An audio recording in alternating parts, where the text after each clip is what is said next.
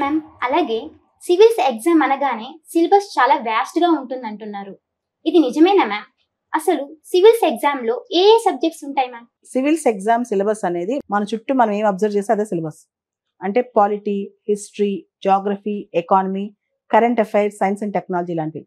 జనరల్‌గా మనం ఏం చేస్తామంటే న్యూస్ పేపర్స్ డిగ్రీలో ఉన్నప్పుడు ఎక్కువ చదవం. కానీ డిగ్రీ ప్రిపేర్ అయ్యేటప్పుడు సివిల్స్ ప్రిపేర్ అవుతే ఆ న్యూస్ పేపర్స్ కానీ, ఆ సబ్జెక్ట్స్ బేసిక్స్ కానీ ముందే చదువుకున్నాం అనుకో మనకి ఈజీ అవుతుంది. సివిల్ సిలబస్ కష్టం కాదు. కానీ ప్రాపర్ ప్లాన్ చేసుకుని, ప్రాపర్ ప్లానింగ్‌తో ఎన్‌సీఈఆర్‌టీ పుస్తకాలు ఇవన్నీ కూడా డిగ్రీ అప్పుడే మనం ట్రైన్ అప్ అయిపోయామనుకో, వాటి ఎలా నోట్స్ చేసుకోవాలి, న్యూస్ పేపర్ ఎలా చదవాలి, కరెంట్ అఫైర్స్ ఎలా చదవాలి, ఎవ్రీడే మనం అలా చదువుకుంటూ వెళ్తే మనకి డిగ్రీ అయిపోగానే సివిల్స్ రాయొచ్చనమాట. కాబట్టి సివిల్ సిలబస్ కష్టం కాదు.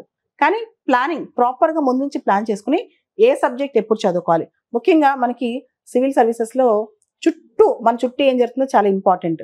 ఉదాహరణకి రీసెంట్‌గా సునీత విలియమ్స్ స్పేస్ నుంచి వచ్చింది. మనకసలు ఆస్ట్రోనాట్స్ అంటే ఎవరు? వాళ్ళకి సంబంధించిన డీటెయిల్స్.